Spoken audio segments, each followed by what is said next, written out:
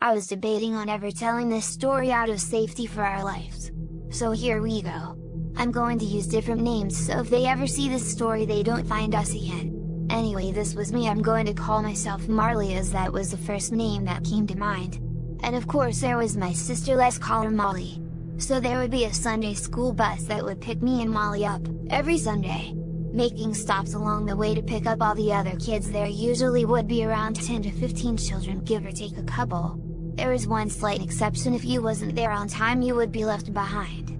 Me and my sister have missed it a couple of the times in the past, which wasn't good because Sunday school might sound boring to some children, but there really was a lot of fun activities to be enjoyed. Just to name a couple, there was drawing competitions that you had a chance to win sweets and chocolates and stuff. You could sing in the church, and they even threw together little barbecues at the back of the building, plus it always made Sundays more enjoyable. All in all, me and Molly loved going, that's all that mattered. So last week me and my sister missed the bus, and it wasn't long before the following Sunday arrived, and we was as usual very excited. We both had breakfast, got dressed, and made sure we were early this week, making sure to not make last week's mistake. So as we eagerly wait, it wasn't long before we can see the white Sunday school bus in the distance making its last stop before it would pick us up. So as it pulls up to us, the staff would do head counts, taking children's names in the list every time someone new got on the bus. There was always one last stop after they would pick me and my sister up, then it was off to the church. So after we picked the last child up, we was on our way. We arrived, and like clockwork the staff did another head count before we could go inside. Once inside, we would all start by going into what looked like a classroom where we would spend the first half an hour just to let all the children kind of wake up a bit. The members of staff would have a laugh with us and even read us stories if we wanted. There was even breakfast for children that never had any breakfast. So after giving all the children time to fully wake up, we would all go into the church. At first we would listen to the pastor for about half an hour. Me and Molly especially loved this part because we have always believed in God and found him fascinating. Hey, if you can't learn about the person who created you, then what really can you learn about? So shortly after listening to the pastor, we all would stand up and we would get a chance to all sing. We was happy and we loved it. Everyone in the church then took a pew as we began listening to praise and worship songs. Once seated again, all the children had a chance to have a little talk amongst themselves. Remember, we was in school, this was all voluntary, we didn't have to do anything we didn't want to. So me and my sister were having a little talk when another boy sat next to me, tapped me on my left shoulder and began talking to me. I of course spoke back to him. My sister was in the background as she shyly listened into our conversation, sitting back in the pew. Yeah, and my sister was very shy but in no way stupid. In fact, her IQ level was much greater than mine. My sister then out of nowhere sat forward and asked the boy what his name was. He looked at my sister and kind of pretended not to hear her. But I don't like anyone disrespecting my sister. So I made a point to loudly ask him the same question. What is your name? He looked at me with a funny expression on his face. After pausing for a short time, he finally gave me an answer. My name is Marley. I knew my sister heard him because me and my sister both immediately looked at each other. I looked back at Marley and told him that was my name. He replied by asking me if I wanted to meet his sister, who, at the time, was talking to someone else. Sure, I said. He then turned to her sister and invited her to come and talk with us. She quickly joined our bubble and introduced herself as Molly. My sister had overheard her and immediately sat forward. My sister asked them what their names was again. Marley told my sister that he was called Marley and your sister was called Molly. The most frightening part about it all was my sister will also tell you this as well. They both didn't seem to be shocked at all that two brothers and two sisters all had the same names. In fact, the look they gave us was a sort of look that said, yeah, we finally found them both. They were very strange. They were acting like they knew us, and I'm not talking about being over friendly, I'm talking about how they seemed to be studying everything me and Molly did. I turned to look at my sister and I could easily see in her eyes she was freaking out. So I was glad to hear the last song in the church coming to an end. Once the song had finished, we all went to grab a can of pop. The choices were your standard Coca-Cola, Orange Fanta, and I think there were also some cans of 7-Up. Anyway, we all got to go outside for some fresh air after church and a chance to stretch our legs. This gave me and my sister a chance to be alone and regroup. I understand in this day and age it wasn't unusual for people to have the same name, or in our case brothers and sisters meeting each other with the same names.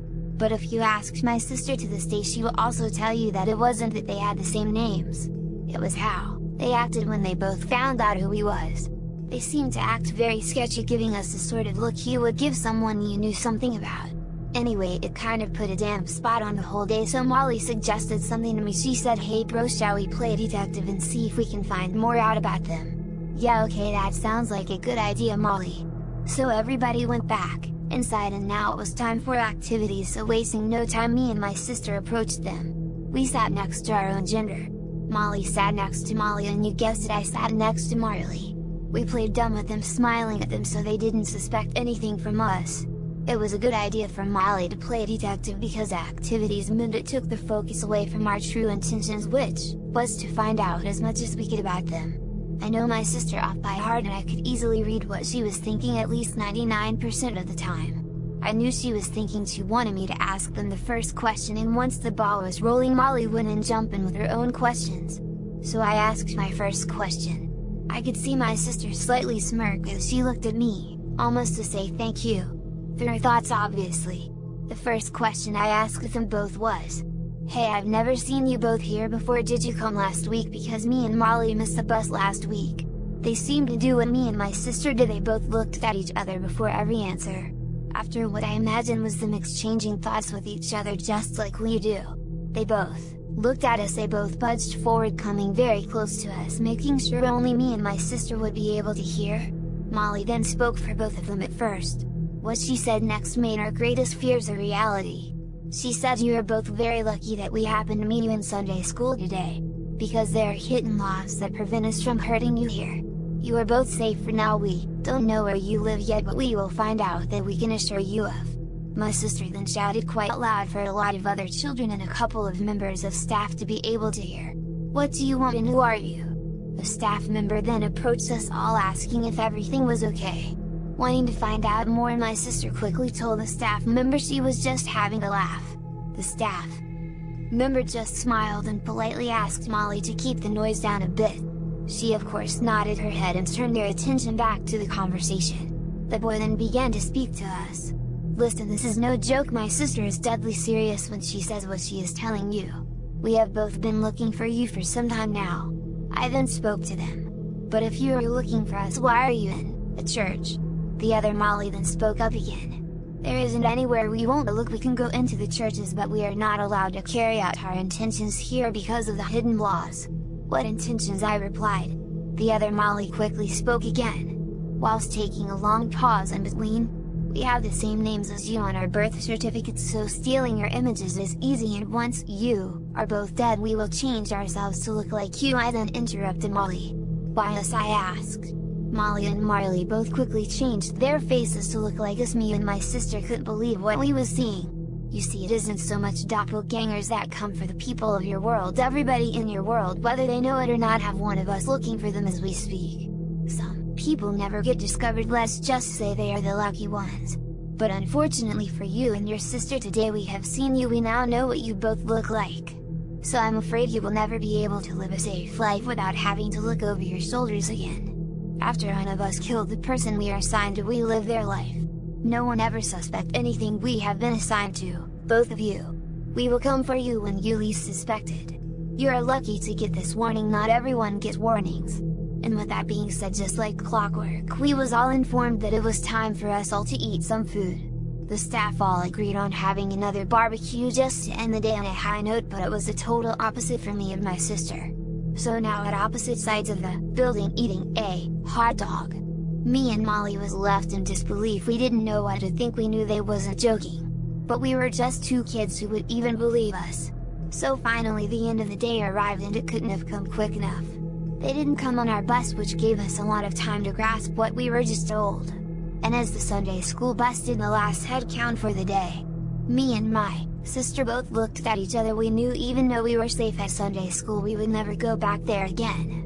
We thanked the staff for a great day as we watched the Sunday school bus slowly drive away into the distance as it slowly disappeared out of sight. Me and my sister arrived home never mentioning one word of what had happened to our mom and dad.